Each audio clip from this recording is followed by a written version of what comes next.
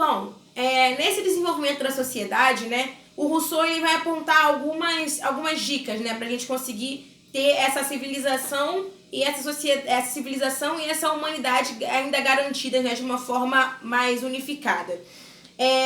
Na obra, lembra que eu falei pra vocês que o Rousseau vai escrevendo um monte de coisa? Então, enfim, na obra chamada Emílio, que é um romance, o Rousseau ele vem trazer principalmente a educação como um caminho possível para evitar que a sociedade corrompa os homens. Mas como que a educação ela vai agir nesse momento, tá? Como que ela vai fazer? A educação ela vai ter que definir caminhos práticos para que o homem e a sociedade alcancem a felicidade. Essa felicidade está onde?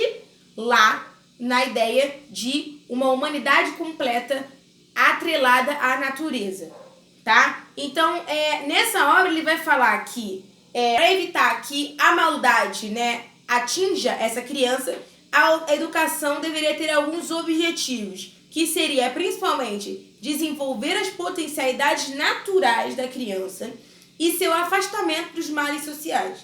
Isso você tem, o Rousseau ele vem com várias etapas. Então, na primeira fase da educação, você deixaria a criança meio que livre, para ela mesma desenvolvendo as suas próprias impressões sobre a sociedade. Depois, você traria a criança mais para algum tipo de proteção contra esses males. E aí, mais para o final da sua, né, do seu processo de ensino, essa criança teria contato com livros e tudo mais. Porque a ideia de dar um livro para uma criança muito pequena seria já impedir que essa criança tivesse contato com a base natural.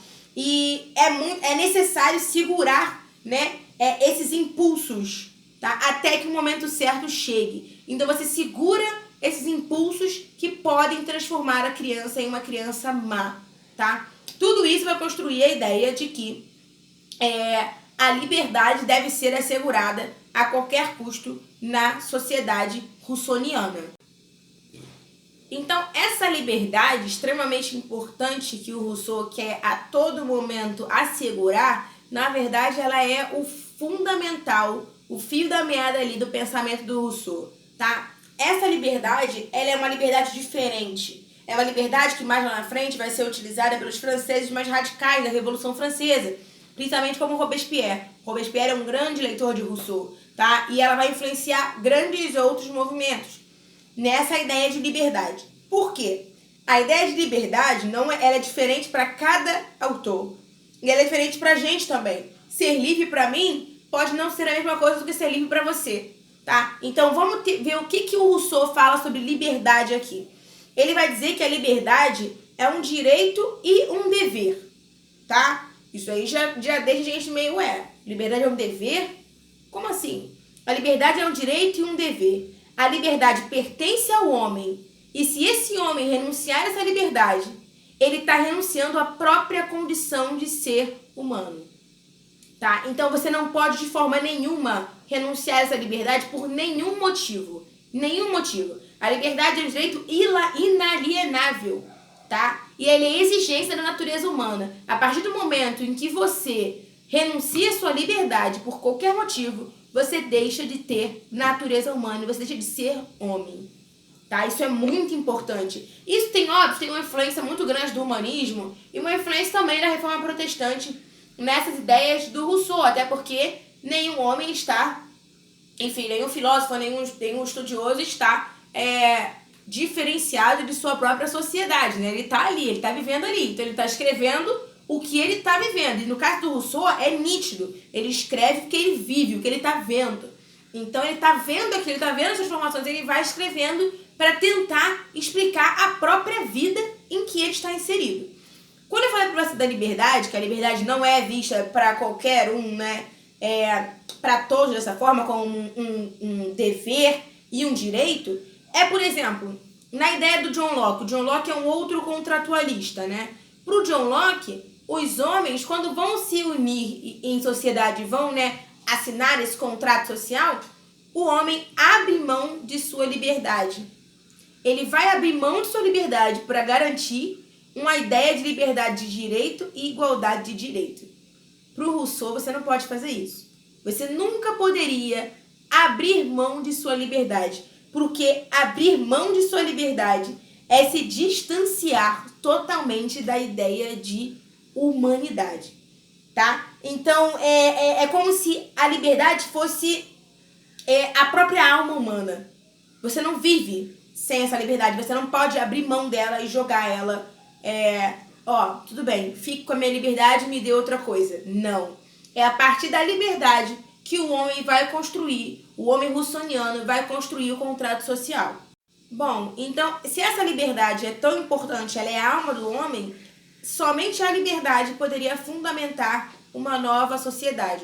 Então, é a partir dessa liberdade que o contrato social entre os homens é estabelecido, tá? Então, a realização concreta do eu comum e da vontade geral implicam necessariamente em um contrato social. Então, esse contrato social ele vai vir a partir da vontade comum e da liberdade das pessoas comuns também, tá? Da livre associação dos seres humanos que resolvem mudar o tipo de sociedade e viver em uma sociedade a qual passam a prestar obediência, mas eles não dão a sua liberdade para essa sociedade, eles permanecem com ela. Então vai uma pergunta aí para vocês, né? Como que é possível a gente ter uma associação de pessoas, né, que respeite a liberdade que lhe dá origem? Porque no momento que você se associa, você pode dizer assim, vou ter que obedecer alguma regra. Se eu obedeço alguma regra, eu perco minha liberdade. Não é? Não sei.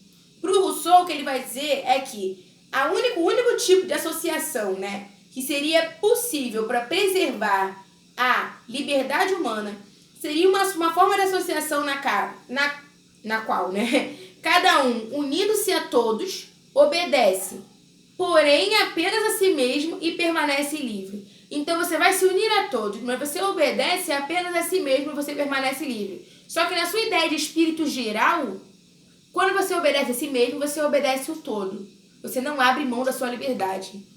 Meio complicado? Talvez, né? Um pouco.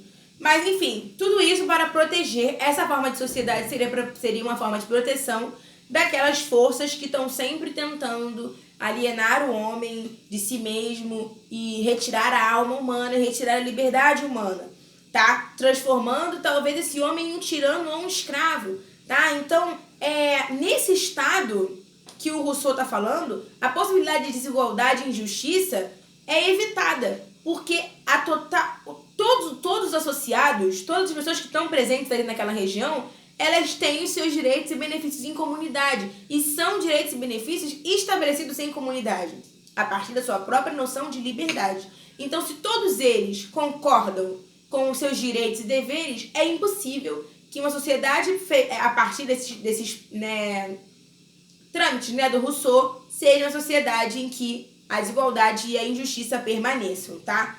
Nesse caso dessa sociedade, o homem seria dirigido pela vontade geral, tá? Pelo bem comum. E o interesse geral é superior à ação de qualquer vontade particular. Ou seja, o cidadão ele passa a pertencer a um corpo moral coletivo.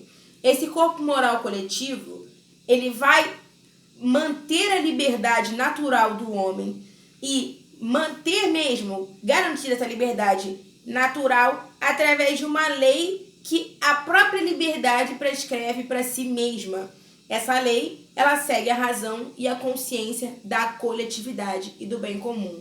Então, você não consegue ter uma sociedade em que tenha desigualdades ou injustiças partindo dessa ideia, dessa compreensão do Rousseau, tá? Aqui, o Rousseau vai dizer assim pra gente, que libertos de todos os limites da individualidade, já que agora somos um corpo moral coletivo, o homem encontra plenitude em uma experiência social de fraternidade e igualdade. Então, a partir da libertação, né, dessa ideia de igualdade e a partir da libertação dessa ideia de individualidade, o homem passa a experimentar uma nova ideia de fraternidade e de igualdade. Por isso que as ideias de Rousseau, elas são bem amplamente utilizadas pelos setores ligados a o Robespierre na Revolução Francesa, tá? E aí você pensa, né? Tá, mas como é que, na prática, né? Como seria essa sociedade? A sociedade russoniana, ela é essencialmente democrática, mas é uma sociedade essencialmente democrática que pode se manifestar de diversas formas, tá? Então, como a soberania ela é inalienável, eu sempre confundo essa palavra, inalienável e indivisível, ela só pode ser delegada em suas funções executivas. As pessoas não podem, o que isso quer dizer? As pessoas não podem abrir mão de sua liberdade, não é?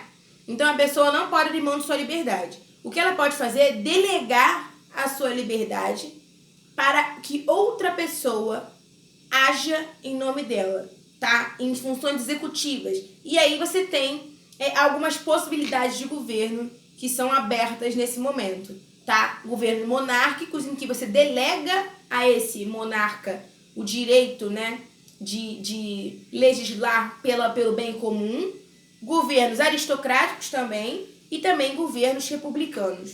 Nessa parte do governo, de qual governo seria, é muito confuso, tá? Você não consegue direito perceber qual tipo de governo seria ideal. Porque o Rousseau está focando mais aqui no que não pode do que no que pode, tá? Então, esses legisladores, enfim, seriam vistos como pessoas perfeitas e estariam ali presentes em alguns tipos de estados, tá? Em que você delega a sua liberdade, como se emprestasse.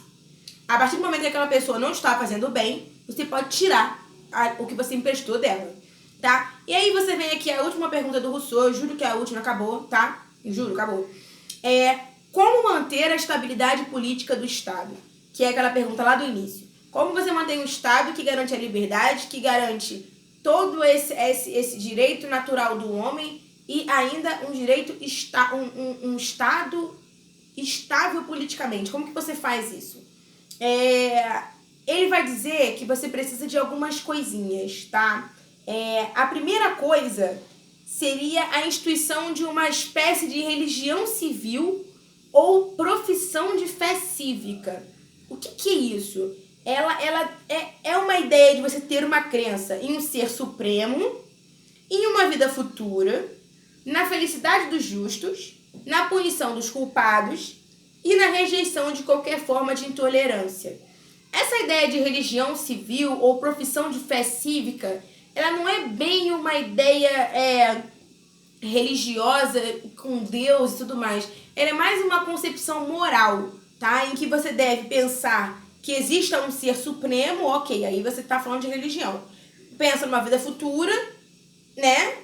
Após a morte e tudo mais. Uma felicidade dos justos, aí você já diz o que é justiça e o que não é.